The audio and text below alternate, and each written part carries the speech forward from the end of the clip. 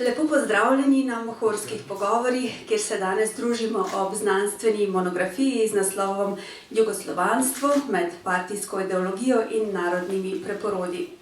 Njen avtor je dr. Tomaž Ivešič, med recenzenti pa je bil tudi dvojni doktor Igor Grdina. Lep pozdrav obema. Zgodovinar dr. Tomaž Ivešič je diplomiral v Mariboru, magistriral v Ljubljani, se izpopolnjeval v Budimpešti in raziskoval v Firencah. Je direktor študijskega centra za narodno spravo in dekan Fakultete za slovenske in mednarodne študije na Novi univerzi, odgovorni urednik revije Dilema in član vladne komisije za reševanje vprašanja prikritih grobišč. Njegova bibliografija šteje več kot 2 ducata znanstvenih in strokovnih objav, 2 samostojni znanstveni monografiji ter 5 monografij v sourednikovanju. Za svoje znanstveno delo je prejel tudi več vidnih priznanj. Dr. Ivešič, vaš rokopis je v založbo pospremilo toplo priporočilo, da je to nekaj, kar bi bilo nujno izdati v knjižni obliki. Kako vas je nagovorila ta raziskovalna tema? Konec koncev ste rojeni leta 1990, tako da osebne izkušnje z jugoslovanstvom nimate. Ja, lepo pozdravljeni vsi in hvala lepa za predstavitev in za vprašanja. Se pravi, zdaj obstaja še nekaj verzij tega, kako sem prišel do tega, ena je bolj romantična od druge, pa sem se danes odločil, da bom povedal pač po resnici. V bistvu, ko sem zaključoval v Mariboru, tam sem se raziskovalno ukvarjal z Milovanom Bilasom in me je moja mentorca, profesorica Jarca Vodušek-Starič, poklicala v kabinet in je prižgala cigareto in je rekla: Ivešič, ena tematika je, ko jo nekdo mora obdelati, in to nujno mora biti nekdo iz Slovenije. Hrvati pa Srbi so preveč čustveno vpleteni v to zadevo, to mora nekdo narediti in jaz mislim, da bi to lahko vi naredili. In v bistvu tako se je začelo to zanimanje za jugoslovanstvo. Zdaj, dobro pač ja, rojen sem leta 90, kljub temu, pa glede na to, da sem iz nacionalno mešanega zakona, je bilo to nekako vedno prisotno, vedno se je vedel, kdo je kdo po nacionalnosti, tako da tudi v bistvu to jugoslovanstvo, kakorkoli ga pač obračam ali pa pristopam do njega, gre predvsem za vprašanje identitete, s čimer pa mislim, da sem pač zelo povezan. Knjiga je zelo berljiva tudi za tiste, ki se ne strokovno oziroma poklicno ukvarjajo z zgodovino, tako da verjamem, da bo naletela na širok krog bralcev. Dr. Igor Grdina, vi ste eden najbolj širokih in plodovitih slovenskih zgodovinarjev. Ko vi napišete recenzijo, vsekakor veste, o čem govorite in kako je vas nagovorila ta monografija. Torej, še z moje strani najlepši pozdrav vsem. Na neki način sem se že ukvarjal s tem, namreč mi, ki smo pa vendarle še bili vzgojeni v marksizmu, leninizmu, smo pa vzeli čisto na začetku kardeljevsko definicijo naroda, ki temelji seveda na Stalinovi, ki je pač klasika. In zdaj tam je dogma, da narodi nastajajo v obdobju kapitalizma. Zdaj seveda ima Jugoslavija problem pri tistem, kar na koncu koncev želi, kakor je Tomaž pokazal, ustvariti enoten jugoslovanski narod. Torej obstaja tudi ustno pričevanje Toneta Partljiča, da mu je Josip Vidmar rekel, da je bilo po vojni, maršal Tito mu je rekel, da samo še Slovenci opustijo pač poseben jezik, pa potem Hrvati ijekavski, Srbi pa cirilico. Makedonci bodo pa morali vse žrtvovati. Torej, koliko je to pač res dobesedno bilo mišljeno tako, ampak indici so zdaj v tej knjigi, da je to državo.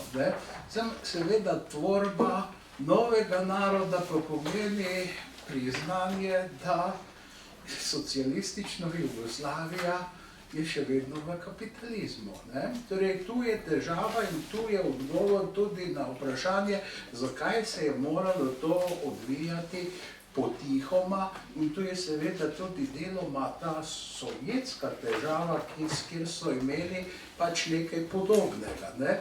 Jaz se spomnim, da ko sem hodil v šolo, ni bilo govora pri zgodovini o slovenskem narodu, razen pri učiteljicah, ki so to pač izrecno poudarjale, ampak o slovenskem ljudstvu.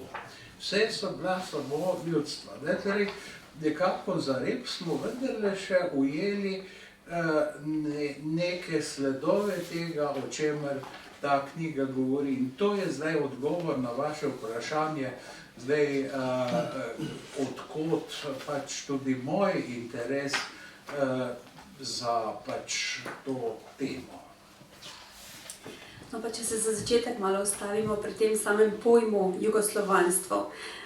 Kako se ta pojem rodi, oziroma kako preživi kot politični projekt in kulturno-identitetni fenomen?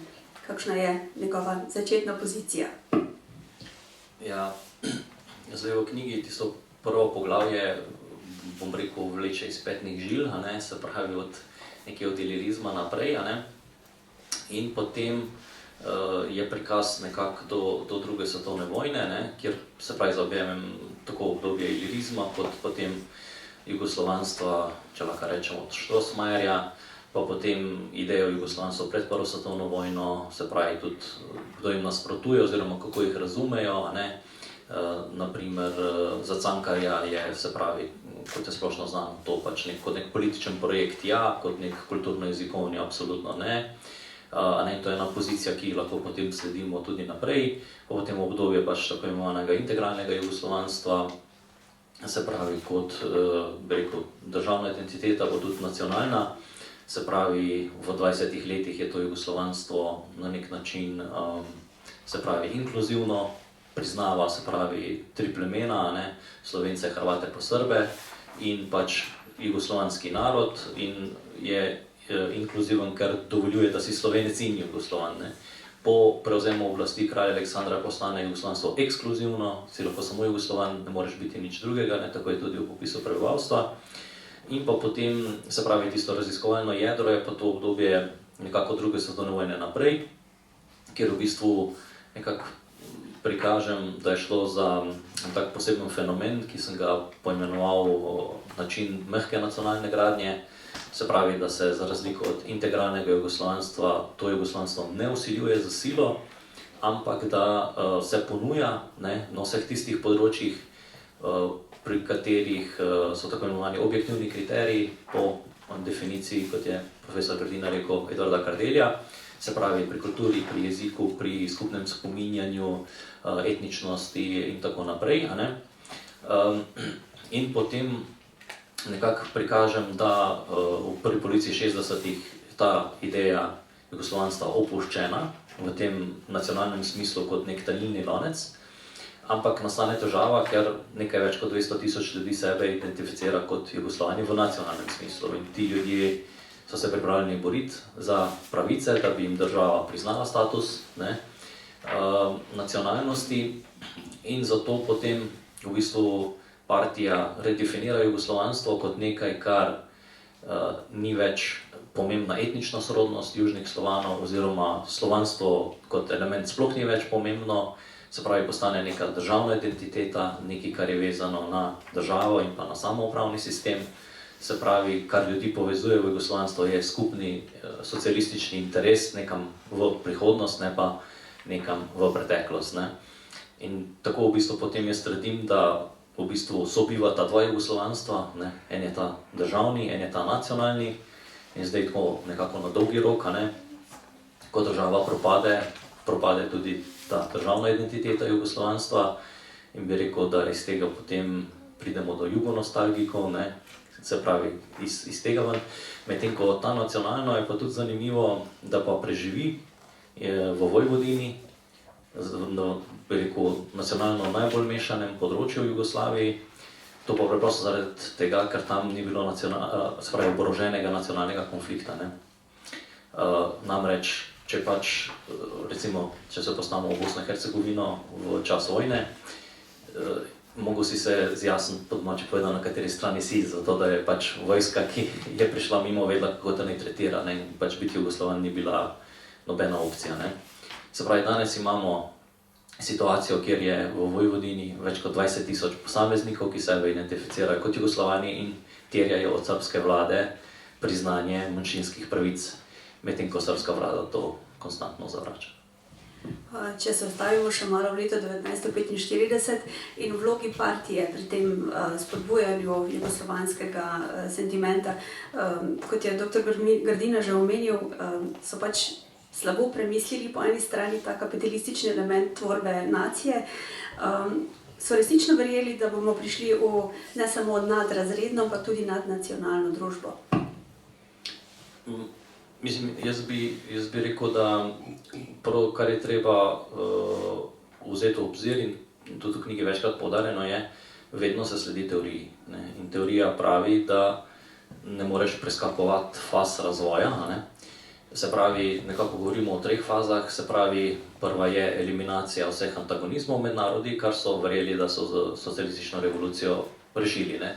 Oto tudi ta znana parola, da je nacionalno vprašanje rešeno, ker je bilo enkrat za vse rešeno in to je to, ne. Potem druga faza je ta, da naj bi vsi narodi prišli na isto stopnjo razvoja, kar je razumljeno tako v ekonomskem smislu, političnem, kulturnem in tako naprej. Se pravi, da ne obstaja en narod, ki bi bil hegemon nad drugim, ne.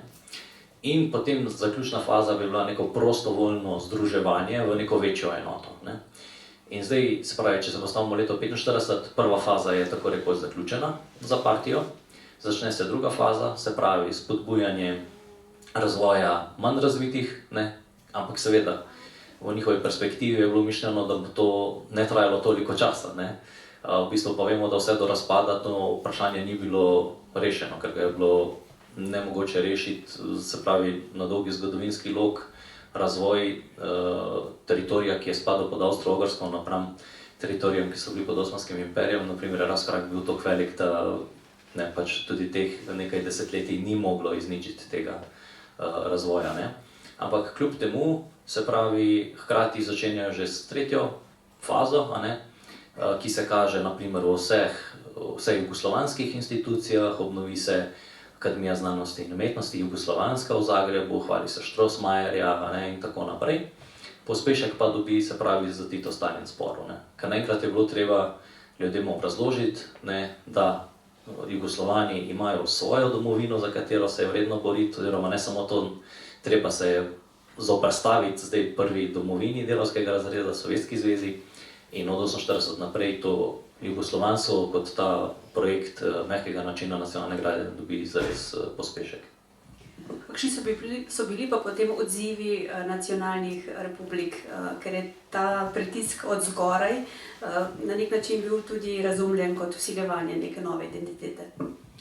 Ja, seveda, po eni strani je to, kar je že profesor Grdina omenil, a ne, na primer, o čemer piše Partljič. Po drugi strani je pa tako, da mislim, da je glavna težava slovenskega zgodovinopisja v tem, ker je do zdaj vedno interpretiralo Kardelja kot nekoga, ki zagovarja nacionalne republike. In se mi zdi, da zelo nazorno pokažemo v knjigi, da to za 50 let absolutno ne drži, ne. In dokler je Kardelj v 50-ih, bi rekel, jugoslovansko usmerjen, so ti zoperstavljanja ali pa upori ne tako intenzivni, bom rekel, ne. Se pravi, prvi pravi bi bil leta 56 ta Mišić-Šega debata, ne, ker partija ne pritisne do konca, kot je, se pravi, debata zdaj tekla v tem, ali bi uvedli neki jugoslovanski kriterij v kulturo. Tukaj se partija nazaj potegne, medtem ko na primer leta 54 pa usili v bistvu, se pravi, novosadski dogovor o srbsko-hrvaškem jeziku, ne. Tako da tu so, bi rekel, neki začetki tega, potem pa bolj proti koncu 50-im, na teh področjih, na primer, kot je uvajanje slovenskih podnapisov v kinematografe in tako naprej, to seveda v začetku 60-ih pa potem te najbolj znamenite debate Ćosić-Pirjevec, ne. Medtem ko seveda zasledimo to tudi pri Makedoncih, a ne, ampak tam je pač situacija drugačna. Namreč zaradi situacije, v kateri je Makedonija bila, je, kot se enkrat Lazar Holševski izrazil, v 50-ih so bili edini, ki jim je bilo v Jugoslaviji dovoljeno biti nacionalni šovinisti. Ne. Zaradi tega, ker je bilo treba zgraditi in obraniti makedonsko nacionalno identiteto napram Bulgarom pa napram Grkom. Ne. Ampak tudi tam, majčkeno kasneje, šele potem v 60-ih, ko se potem vključijo tudi naprimer v ustavno sodišče, slovensko pa makedonsko, ki v drugi polovici 60-ih da ta presodba ven, da v bistvu ustava kršena, kar se tiče enakopravnosti jezikov, ne, in potem terja in nalaga zvezni silo, no, v bistvu, kaj morajo vse spremeniti, ne, obrazce na zvezni ravni, glede carin, glede železnic in tako naprej, da bi dejansko ta enakost jezikov bila takšna, kot je po ustavi. Doktor Kardina, Slovenci tako radi imamo to neko klišejsko izjavo, kako smo tisočletja sanjali o svoji državi, o samostojnosti in tako naprej, ampak če lahko povzamete, kako smo plavali v tem toku iskanja identitete od ilirizma do teh časov, ko smo se spraševali, kakšna je vloga Slovenije, Slovencev in slovenščine v skupni državi. Ja, najprej je treba vedeti, da do leta 1848 se ni bilo mogoče ljudem povedati javno, kako mislijo, kako gledajo na stvari. Potem imamo leta 1848 zelo veliko podpisov za zedinjeno Slovenijo. To je profesor Granda odkril primarni vir, kjer teh podpisov ni tako zelo malo, kot zgleda na prvi pogled, ker ni vse ohranjeno. Druga stvar je pa, da so ponekod, kar za celo familijo je en sam podpisal, pa ni nujno, da je napravil križec. Torej, potem se uveljavi v zadnjem času legenda, da se so podpisovali zato, ker pač je bilo to proti feudalizmu. Ne, peticija za zedinjeno Slovenijo ni te točke proti feudalizmu. To je čisto res nacionalna zahteva. In potem imamo v 60-ih letih peticijo državnemu ministru Šmerlingu, kjer se vidi pač ena kontinuiteta in se vidi tudi to, da ne drži, da je tvorba narodov poljubna, da nekdo si pač zmisli, pa potem nekaj agitatorjev spravi skupaj in potem se narod oblikuje. Ne, torej Peter Vodopivec je nekoč rekel, citiral enega nemškega zgodovinarja, da isto identiteto imajo kvečjemu navijači na nogometni tekmi. Torej pa govoril še o identitetnem futru in takšne stvari. Ne, stvari niso tako enostavne, kajti tisti, ki jih delajo tako zelo enostavne, so zagrešili potem tudi, imajo lep delež krivde, da je bil konec več nacionalnih držav ponekod tako krvav. Ker pač ni bilo kulture, tiste kulture, ki jo Nemci imenujejo Streitkultur. To se pravi kultura konstruktivnega prepira, kjer si niso ljudje nasproti zato, da bojo en nad drugim prevladali, ampak da bojo ugotovili, kje lahko stopijo skupaj in del poti prehodijo lahko skupaj, drugje pa pač tega ne morejo napraviti. In to, kar je Tomaževa knjiga pravzaprav v celoti pokaže, je to, da Jugoslavija je včasih, in to takrat, kadar je Edvard Kardelj potreboval bazo, kajti spomni se na narode takrat, ko je v sporu z Rankovićem, ki je pač patentirani centralist, sej vprašanje, kako je res pri njem, koliko je pri Rankoviću oziroma drugem človeku, kakor pravi kolega Dimitrijevič, to zares, tako koliko mu je bilo pa potem imputirano. torej, uvod v vse to je pa druga izdaja Speransa, ki je pa čudna. Po vsebini je seveda ta druga izdaja razvoja slovenskega nacionalnega vprašanja veliko bolj ozka kot prva. Medtem ko v prvi izdaji lahko Bogomila Vošnaka hvali, Vladka Mačka tudi hvali. Tisti je kar zanimiva knjiga, prva izdaja. Druga izdaja je bolj simptomatična za premik miselnosti. Ampak torej, tam se govori že o nekem spajanju narodov, nekje tam v uvodu in tako naprej. Vendar, že samo dejstvo, da je bila knjiga o nacionalnem vprašanju ponatisnjena v kakršnikoli obliki, je bil signal, vprašanje je tukaj. Makedonija je imela pač neke posebne razmere. Posebne razmere so tudi v Bosni in Hercegovini, kajti to pa je republika, kjer bi poleg Vojvodine jugoslovanstvo zelo hitro lahko postalo nek cement ali pa neka takšna alternativa. Sej še danes je v Vojvodini, kaj se Nenad Čanak govori, da bi se Srbija morala preimenovati v Srbijo in Vojvodino, torej tako kot je Bosna in Hercegovina, in da to nič ne pomeni neenotnost in tako naprej, ampak seveda samo torej pestrost. Kakorkoli obračamo, kakorkoli so bili komunisti voluntaristi, čeprav so zatrjevali, da se znanstveno lotevajo tega, onega, tretjega, vse je bilo znanstveno, je bilo treba napraviti kakšen velik zasuk, pa je tudi tisto bilo pač znanost do enega dneva takšna, drug dan je drugačna. Mislim, kakorkoli torej obračamo v eni družbi, ki se modernizira.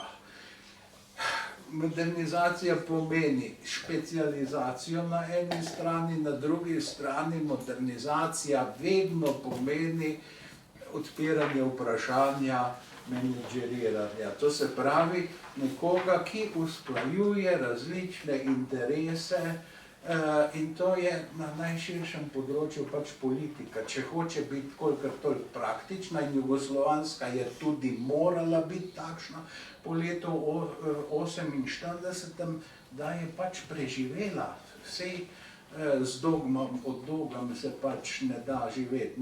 Zdaj seveda tukaj se pa vidijo te stvari, ki nas pravzaprav zanimajo. Ta vdor neke realne situacije v ideološko sliko, ki nič ne pomaga, kolikor jo kol preslikuješ, kolikor pač policajev pustiš. Tako kot je bilo treba pri kmetih popustiti, ko je bila tista upor, kmečki upor v Cazinu, pa nas je bil v Bohinju, ker to so morali z vojaki zlomiti, upor. Zdaj, če bi še nastalo v nacionalnem pogledu nekaj podobnega, to seveda ne bi šlo. Zdaj je pa funkcioniralo, kajti v sporu pod maršalom Titom, med Kardeljem in Rankovićem je zmagal Kardelj, pa vsa logika socialističnega sistema bila takšna, da bi moral zmagati drugi človek. Kakšna je pa v bistvu vloga jezika v končnem smislu? Je bila to tista meja, ker je bilo postavljeno na okope do tu in nič dlje? Ja, zagotovo je jezik pri Slovencih najbolj občutljiva tema, tako da, mislim, je v knjigi dosti dobro prikazano, v katerih primerih pač se je šlo, in tukaj v bistvu se vidi, da na primer tudi Slovenska partija, potem ko hoče govoriti proti centru, pa ne more takole pač sklicati na nekega javnega dogodka, ne, ampak pove to po drugih kanalih, ne, da velikokrat v bistvu se vrača nazaj k Cankarjevi poziciji, ne. Se pravi, v tem jezikovno-kulturnem smislu ne, politično pa seveda pač jugoslovanski okvir najbolj primerna opcija za Slovenijo, ne, in pravica do samoodločbe in druga zasedanja obnoja in tako naprej, ne. Tako da jezik sigurno ja, je pa res, da v 60-ih, je neločljivo tudi vprašanje, kdo ima pravico do deljenja, mi bi rekli dobička, takrat se je pa reklo presežka dela, ne. In da tukaj je tudi v bistvu nekako v interesu pač slovenske partije, da se čim več denarja oziroma kapitala zadrži v Sloveniji, ne, da se ga čim manj razporeja na jug in bi rekel tukaj podobno, kot se potem na primer pri Hrvaški pomladi oziroma Maspoku združijo pač neki, bom rekel, patriotski ali pa nacionalistični pogledi z ekonomsko situacijo, tudi se mi zdi, da v slovenskem primeru gre to vprašanje jezika in pa relokacije resursov tudi dosti dobro skupaj. No, če dovolite, mogoče je seveda slovenski jezik je utrjen, ima tradicijo od 16. stoletja knjižno neprekinjeno, ne, medtem ko je drugje pač drugače, ne, torej iliristični koncept je bil mnogo širši, pri nas seveda ni uspel. Zdaj, tudi na Hrvaškem deloma, čeprav je imel središče, ni uspel, kajti vedno so Hrvatje poskušali poimenovati svoj jezik samo hrvaški. Zelo so se trudili, zlasti jezikoslovec Jonke, se priimek pove, odkot so bili predniki, ne, da so kočevarski, ne. Je zelo, zelo poudaril te stvari, pa če pogledate, kako so Hrvatje pisali svojo literarno zgodovino, ne, torej tisti projekt, ker mislim, da je bil zamišljen v 6 knjigah, je obtičal pri 5, ne, potem šele Frangeševa literarna zgodovina je celovita, ampak zanimivo, kdo je založnik, ne, torej tudi Cankarjeva založba, ne, torej slovenska, ne. In če vse to vzamemo skupaj, ne, pa, mislim, kje se knjižna hrvaščina loči od knjižne srbščine, ne, to je nedoločnik. Nekega knjižna srbščina baje nima, pa jo tudi najdemo, nedoločnik, ampak ja, ne, takšne, da ne govorimo o slovarju, ne, torej seveda so neke strukturne razlike pač globlje, ne. In tu je pravzaprav seveda mogoče bolj zanimivo stališča mobilizacije jezikovnega vprašanja za dokazovanje obstoja naroda, kajti navsezadnje tukaj se tudi Miroslav Krleža loči od večine partije, ne, torej se mu hočejo pomagati, da bi revidiral, da bi umaknil te svoj podpis, pa je rekel, ne, da bi bil pač smešen, ne, in dobro, maršal Tito je to razumel, mogoče kdo drug ni tega tako benevolentno razumel, se je dobival potem še tudi odlikovanje, sam ni bil pa več član centralnega komiteta, kot se je takrat reklo, ne, torej ja, saj vemo, kako se je govorilo, ne, po svoje, ne, glejte, ali pa tudi slovenski pravopis, če vzamemo tisti predlog pravil za slovenski pravopis pa kritike, to se bi lahko samo smejali, kaj so hoteli nekateri za primere, ne, torej iz te samoupravne socialistične latovščine, mislim, kjer direktor ni bil direktor, ne, torej ti si direktor, Tomaž, ne, v tedanji terminologiji bil IPO, ne, torej individualni poslovodni organ. Ne, pa potem, gledajte, ne, jezik vam pa tudi pove, mi smo bili vendarle dežela svetov, ne, zvezni izvršni svet, republiški izvršni svet. To malo kdo danes pomisli, da je to isto pomeni kot Sovjet. Ne, in da ta razkorak med tistim izvirnim bolševiškim modelom in tem samoupravno-socialističnim ni tako zelo velik, oziroma je tudi jasno, zakaj Edvard Kardel Gilasu, ki hoče označiti spor leta 1948 kot boj, nasprotuje. To ni bil boj, ampak neko nerazumevanje in tako dalje. Glejte, opazovanje jezika je vedno zelo, zelo pomenljivo in daljnosežno, veliko več vam pove že sama izbira nekega izraza ali pa poimenovanja. To niso nič prav formalistične reči, ne?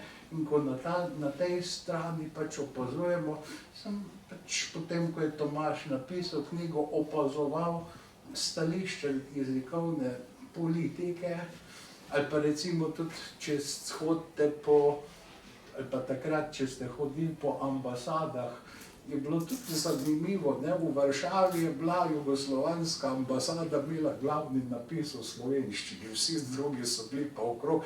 Dis je bilo tako zabetonirano, da se preprosto ni dalo odstraniti razen za celotnim zidom, ne? Torej, nekdo, eden od ambasadorjev je hotel, da to tako ostane, seveda, ne? Zdaj, vprašanje jezika, veste, je pa tudi bilo pri Slovencih v Cisleitani, ki ni imela državnega jezika, je imela samo jezik države, ne? Kakor se obračaš na centralno vlado in centralna vlada tebi piše, ampak to pa ni isto kot državni jezik, ne? In tukaj je bila seveda drugačna tradicija kot v Kraljevini Srbije, ki je pač imela samo en jezik, ne? Pa potem so govorili o našem jeziku, pa o narodnem jeziku. V stari Jugoslaviji, ne, v slovenščini narodni jezik pomeni dva jezika, ne? Medtem ko na Hrvaškem, v Srbiji enega samega, v Bosni in Hercegovini, v Črni Gori, tudi pa Makedoniji, sam se mu je reklo pač drugače, ne?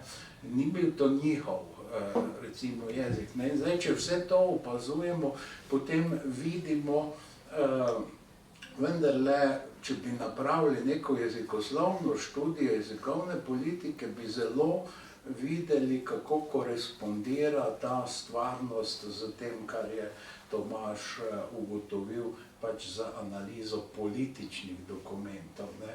Seveda je bilo pa, ti politični dokumenti so pa tudi pisani v nekih zakodiranih pomenih, ne morem drugače reči, ne, ker naravnost se ni smelo povedati, ni bilo stavke, je bila prekinitev dela, ni bilo pendrega, je bila vzgojna palica in tako dalje in tako naprej. Danes se nam zdi to smešno, ampak takrat, če berete takratnega Pavliho, je te stvari razgaljal, ne. No, kakorkoli obračam, vse vem, da sem predolg, ampak vendarle tukaj je eno področje raziskovanja, kjer bi se dalo tudi dovolj eksaktno podpreti Tomaževa dognanja.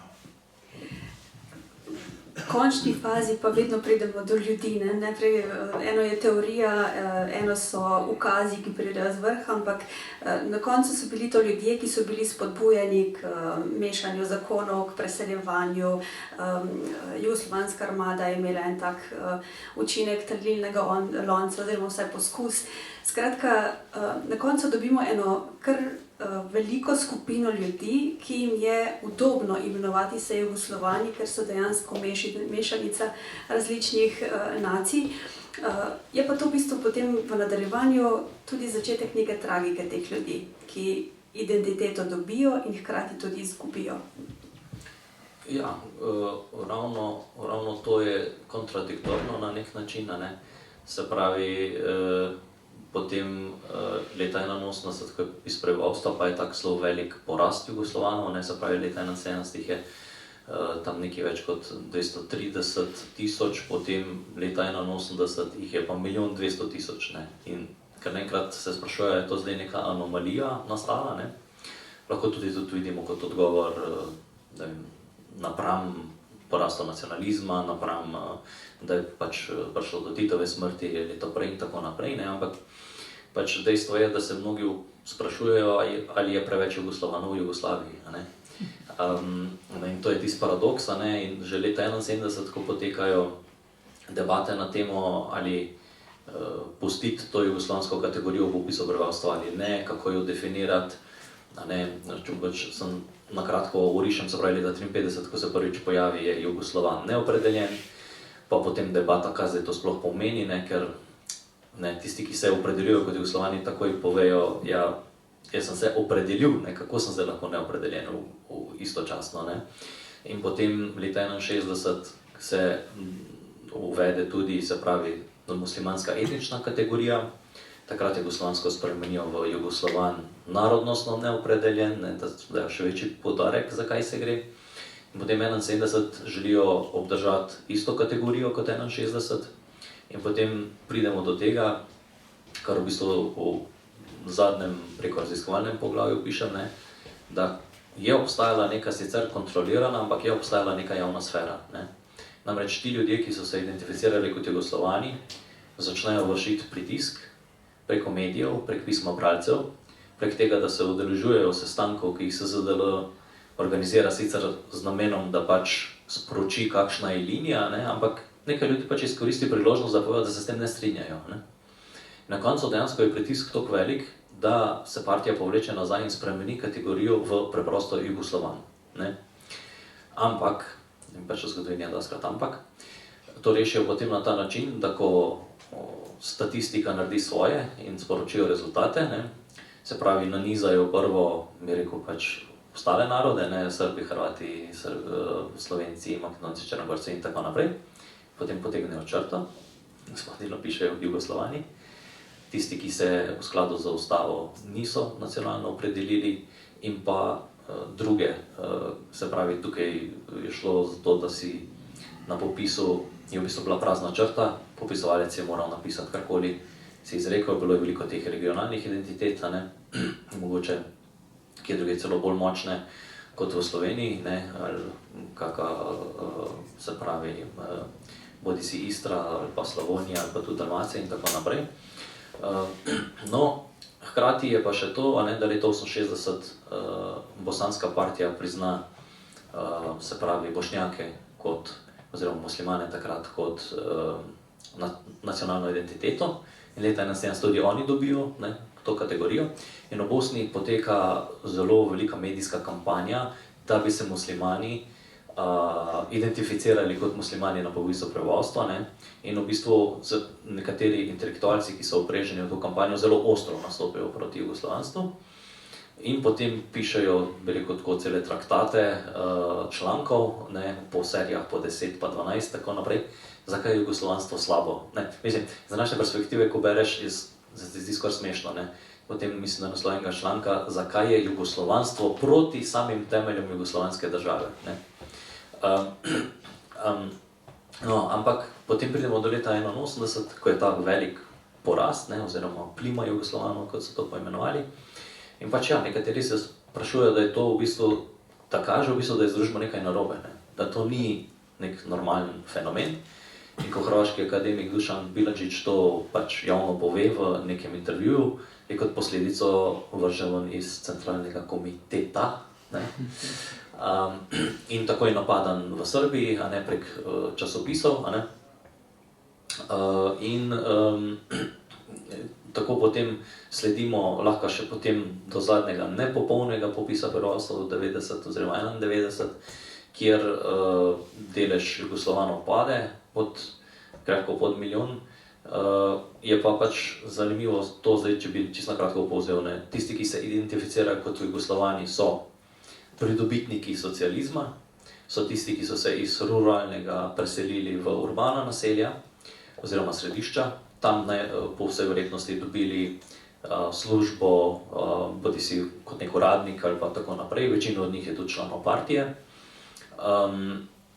In zelo pomembno, to se kaže predvsem pri popisu 71 naprej, v več kot 50% gre za ljudi, ki so se selili znotraj republik ali pa iz ene republike v drugo in ki so tam raje prevzeli neko drugo identiteto.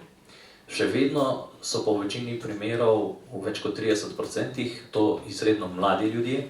Zakaj mladi? Zaradi tega, ker do 14. leta je tvoja nacionalnost lahko določil starš pri popisu.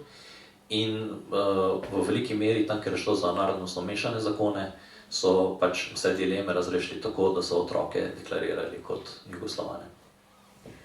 Ste raziskovali, kako je potem v samostojni novi državi Sloveniji se ta pojav, fenomen vlekel naprej. Recimo moja osebna izkušnja, jaz sem v študentu v popisu 2002 imela znanca, ki je bil tretja generacija po dedku Srbu, rojen v Sloveniji, po ženski liniji Slovenec in se ni želel izreči za Slovenca, ampak kot mešanico jugoslovanskih narodov. Se to vleče še v sedanji čas? Ja. Kar je treba reči prvo je, da jugoslovanstvo v Sloveniji je bilo zelo šibko. Tudi po vseh statistikah prebivalstvo je izredno zanemarljiv delež. Od 53 naprej je največ v Bosni in Hercegovini, pač razumljivo, ker je to bilo nekako zamišljeno ali pa ponujeno za muslimane, ki niso pač imeli svoje kategorije. Potem z popisom 71 se pa to že preseli v zelo velike poraste v Vojvodino, pa naprimer v Slavoniji, pa Boka Kotorska, naprimer, zanimivo, kjer v bistvu prihaja do tega, da naprimer Srbi na Hrvaškem, ker se počutijo, recimo temu, ogrožene, velikokrat se raje deklarirajo za Jugoslovane, pa predvsem tam, kjer je ogromna sekularizacija družbe, tudi vera igra zelo pomembno vlogo tukaj, predvsem pri pravoslavju, bolj kot pa pri, naprimer, Hrvatih v Bosni in Hercegovini, ki imajo zelo utrjeno in močno identiteto in jo ne bojo menjali za jugoslovanstvo. Tako da, se pravi, v Sloveniji, tako kot jugoslovanstvo, ni nepomembno. Naprimer, vem pa, naprimer, zgodbo iz mojega rojstnega kraja, se pravi na Šmartno ob Paki, naprimer, kjer je bil en gospod, ki, naprimer, je bil edini, ki je javno nasprotoval osamosvojitvi.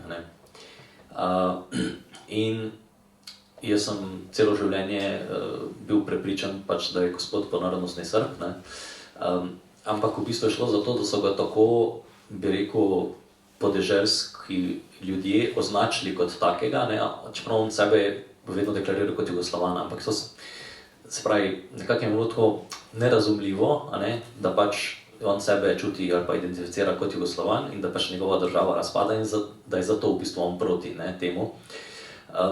In tudi kasneje v bistvu je bila ena taka zelo zanimiva mešanica nekih, bi rekel, simbolnih dejanj, ki so nekako utrjevali to prepričanje, da je po narodnostni Srb, pa naprimer nošenje dresa Crvene zvezde, naprimer in tako naprej. Do popolnega nekega zasuka, kjer sem v bistvu videl, da je gospod Hrvat, ki zdaj po Facebooku posta različne fotografije hrvaških generalov in Vukovara in piše domoljubne pesmi in tako naprej. In še en dokaz v bistvu te fluidnosti nacionalnih identitet. To je ena stvar. Zdaj, druga stvar pa je, naprimer, da tega se sicer čisto na kratko dotaknemo, je pa v bistvu vprašanje jugoslovanstva ravno o teh nasledstvenih vojnah ali pa ob razpadu, kjer v bistvu v Bosni in Hercegovini tako rekoč izgine popolnoma. Tudi zadnji popisi prebivalstva kažejo še na samo nekih 500 posameznikov. Kljub temu, da če boste šli v Sarajevo, bojo vsi rekli, da so Jugoslovani, ampak je to mišljeno bolj v tem jugonostalgičnem, ali pa neka državna identifikacija ali pa za samopravnim sistemom, kot potem res pač čistem nacionalnem smislu. Tako da ena kolegica, ki je pisala na to temo, v bistvu uporablja termin kot neke vrste nevidezno etnično čiščenje, ker je bilo treba nekako to jugoslovanstvo poradirati iz državnih statistik. Po drugi strani Je pa res, naprimer, da se pravi, v Sloveniji se pač ne, kot vemo, pač ne vodi se pravi nacionalnost že kar nekaj časa. Medtem ko v Bosni in Hercegovini so pa v bistvu obdržali ta jugoslovanski princip, se pravi prazne črte, kjer lahko vsak pač napiše karkoli želi, a ne, in v znak protesta pa mnogi izberejo tudi kaj drugega, ne. Če se prav spomnimo, po zadnjem popisu je v Bosni in Hercegovini bilo nekih 24 eskimov, pa 14 rokerjev, pa 6 marsovcev, pa tako naprej, ne, ker pač popisovalec mora zabeležiti to, kar mu rečeš. Preden vam dam možnost, da še kaj vprašate, pa še eno vprašanje v smislu, se pravi, Jugoslovani na Slovenskem so bili precej eksotična sorta, jugonostalgikov se pa zdi, da je vedno več. Zakaj mislite, da je tako?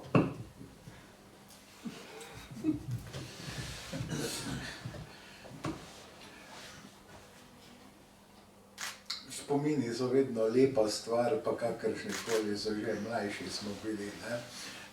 Zdaj, to je en možen odgovor, drugi možen odgovor je pa, če mojega prijatelja in tvojega profesorja Janeza Malolta citiram, gre pa nekako takole, da človek lahko brez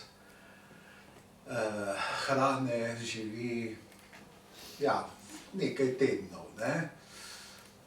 Brez vode nekaj dni, brez zraka nekaj minut, brez pameti pa leta in leta. Kar gre, ne. Zdaj, med tema dvema točkama imamo en cel kup seveda možnosti. In seveda je narobe, da bi se kakorkoli, ne, recimo pritiskalo. Ko smo pa znanstveniki, pa vendarle moramo tudi uporabiti Weberovo teorijo idealnega tipa. Ne, torej, ko opisujemo zlasti stvari v nekih dokumentih, ki so serije, ne, iščemo seveda tipičnost, ne. In zdaj mi se ustavljamo tule v posameznih, ne, torej 4 ali pa 6 marsovcev. Bog ve, kakšno izkušnjo so imeli z recimo ljudmi, ki bi morda pripadali, če te izkušnje ne bi bilo, ne. Ali seveda ta gospod tam iz Šmartna ob Paki. To je seveda res, ne, ampak po drugi strani, ne, če pa pogledamo kot tipično situacijo, pa tudi to, kaj govorite o jugonostalgiji, to v časopisih veliko beremo o tem, ja, tudi v strokovnem tisku. Jaz sem kar precej med ljudmi, pa še nisem srečal jugonostalgika, to vam pa tudi povem. Ne vem, kako to, da se mu lahko izognem, pa se mu ne poskušam izogniti, nisem ga še videl, no, enostavno. Ne, pa mi trdijo, da jih je ogromno, ne. Gotovo, da so, seveda so, ne, vsi imajo pravico biti eni zasukani nazaj, eni gledajo naprej, eni na eno stran, eni na drugo stran. Se pravi, prostora je seveda dovolj, ampak to, kar je pač razgnalo do zdaj te večino skupnosti, pa seveda to, da se niso znale pogovarjati in sprejeti življenja z različnostmi, oziroma da so hierarhizirale, eno je dobro, drugo je slabo, če so neke identitete, ne. Saj ne vemo, kako se tisti marsovec v Bosni in Hercegovini vede, ne, mogoče je vzoren državljan, ne, ali ne vem kaj. Čeprav je, ja, čeprav je iz drugega planeta sugerira, ne, ali pa čuti seveda svojo neposredno okolico kot toliko premaknjeno, da je pač on očitno z drugega planeta, ne. Torej, možnosti je tukaj seveda še in to je treba zelo previdno, kajti to so identitetna vprašanja, ne, ki še enkrat niso noben futer, ampak to so resna vprašanja vsakega človeka in seveda človek tudi nima ene identitete, ima svojo nacionalno identiteto, spolno, kulturno, tega je pravzaprav ogromno. Sam po drugi strani pa ta pojem tudi ni tako zelo zapleten, dokler ga uporablja policija, ker prek identitete potem najdejo storilca. Skratka, odvisno je tudi, ali hočemo neke stvari zaplesti, ali pa jih poskušamo videti življenjsko. To pa najprej naredimo pač z nekim opisom. In v tem smislu je Tomaževa knjiga izjemno dragocena in seveda je še korak naprej, ker je analiza in potem, ko gre skozi to diahrono os, opazuje te spremembe, ki se zdijo včasih mikroskopsko majhne, ampak je od ene do druge stopnice pravzaprav ogromna razdalja. Torej, skratka, gre tudi za sintezo. To bi želel zdaj tudi poudariti pri tej knjigi, da je v vseh, recimo teh temeljnih segmentih, najprej opis, verodostojen, analiza poglobljena in sinteza jasna.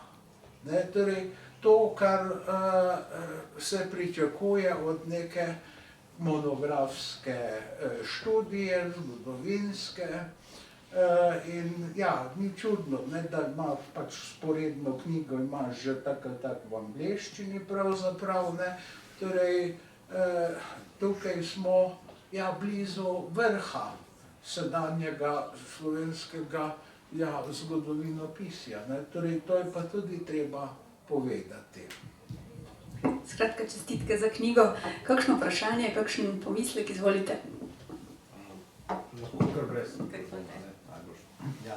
Torej, vse čestitke Tomažu, resnično, jaz zelo površno spremljam njegove nastope, ne tako sistematično, kot bi si želel, ampak vedno znova, potem kaj obnovim, se naučim in za to sintezo smo mu lahko resnično hvaležni. Druga stvar pa je, da to pa ni zdaj zadeva, ki bi avtorja zadevala, ampak recenzenta, če sem prav razumel, torej, da se v naši mladosti ne bi govorilo o slovenskem narodu, preprosto ne drži. Namreč, imeli smo zgodovino slovenskega naroda izpod peresa Boga Grafenauerja, po kateri se je študiralo, ki je takrat izšla v 50-ih, pa bila potem v 80-ih ponatisnjena. Vedno znova se je govorilo, seveda, tudi pri pouku zgodovine o nastanku slovenskega naroda. Problem je bil pri drugih narodih morda, torej pri njihovih historiografijah in pri njihovem šolskem sistemu, kjer pa se ni poudarjalo toliko, ali pa se je to pač v neko drugo terminologijo zavilo, nastanek srbskega, hrvaškega naroda, muslimanskega, z izjemo makedonskega. Pri Makedoncih sem imel občutek, saj kolikor sem potem, ko je bila Makedonija že samostojna, se tam mudil, torej, da tam ni bil problem uporabe izraza narod, niti etnogeneza v tem smislu istorija na makedonski od narod, kar je pomenilo nacijo. Torej, da bi mi bili nekako zreducirani na pojem ljudstva, to ne drži, pač pa je to držalo v tako imenovanem srbo-hrvaškem jeziku, kjer narod pomeni ljudstvo. Tam je bila seveda narodna armija, naša ljudska armada, ampak oni so potem tudi vedno zelo jasno razlikovali med narodom in nacijo. Saj niso govorili o hrvaški naciji, ampak kategorija nacionalnost je bila pa isto kot pri nas narodnost. Torej, vsak je zelo natanko vedel, kateremu jugoslovanskemu narodu pripada. In tu smo zopet pri tej isti zadregi. Narod je za nas pomenilo nacija, pa vendar ne čisto tako kot recimo nemška nacija ali britanska nacija ali francoska, ker smo se zavedali, da imamo omejeno državnost, medtem ko je narod pri južnih narodih pa pomenilo tisto, čemur pravimo Slovenci ljudstvo in kar so manipulativno potem v tako imenovanem narodno-osvobodilnem boju slovenski komunisti znali še kako dobro izkoristiti za mobilizacijo narodnih čustev, ne ljudskih. Množic. Hvala. No, kako bi bilo, če bi se ljudje strinjali z mano, vse to je nemogoče v slovenskem zgodovinopisnem prostoru.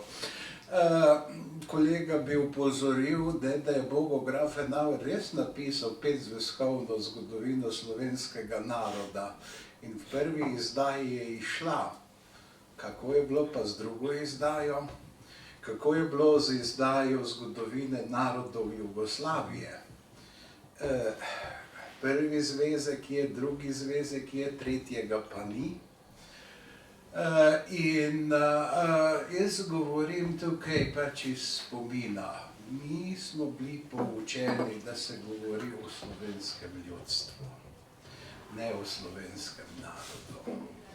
Zdaj, kakor imajo jugonostalgiki spomin, ga imam tudi jaz. Imam tudi zapisane stvari, tako da mogoče je bila pač v drugem kraju drugačna šola, pri nas je bila pač takšna. Ne morem pomagati, mogoče smo pač nerazviti kozjanci, malo hrib zasukani. Ampak v resnici je bilo to marsikje in se je imenovala tudi, ko je Janko Pleterski govoril o tem, kaj se je med drugo svetovno vojno dogajalo. Da najprej smo govorili o narodno-osvobodilni borbi. Potem, po vojni, je bila narodno-osvobodilna borba in ljudska revolucija. Po letu 1948 je bila samo še socialistična revolucija. In če boste gledali spomenike, boste seveda videli takšen razvoj, lahko bi jih pofotografirali. Zdaj, ko se različne spomenike pofotografira, mislim, da je partizanskih kolega Hladnik že naštel okrog 10 000. Je seznam in bi videli takšne stvari. Tako da ta ugovor je pač, jaz ga vzamem ad personam. Hvala lepa. Mislim, da ta knjiga bo nagovorila veliko bralcev, tudi zato, ker so živeli v času, ki se jih je na ta način tudi dotaknil. Lahko za konec rečemo, da spodbudi sodobnega bralca tudi k temu premisleku, kaj mu pravzaprav pomeni nacionalna identiteta in kaj danes slovenstvo pomeni prebivalcem Slovenije. Ja, jaz bi rekel, da zagotovo preoprašuje v bistvu identiteto kot tako. Hkrati se mi zdi tudi, da prinaša mogoče pri vsakem posamezniku nek razmislek v bistvu tudi, kaj se je dogajalo nedolgo nazaj, v bistvu mogoče tudi bolje razumeti zgodovino, rekel, staršev ali pa starih staršev. In mislim, da je tudi dobrodošlo branje tudi za mlajše generacije. Tako, da bi čim več ljudi to prebralo, kakorkoli razmišljalo o identiteti, ker je pač pomembno vprašanje za vsakega človeka. Spoštovana gosta, dr. Tomaž Ivašič in dvojni dr. Igor Grdina, hvala za prijeten pogovor. Vam, spoštovano občinstvo, pa hvala za vaš čas in pozornost. Vabljeni spet prihodnji ponedeljek, 13. aprila, ko bomo brali dnevnik ladijskega kaplana Roka Pogačnika in se družili ob njegovi knjigi Bog na križarjenju. Za danes pa hvala lepa in lep dan še naprej.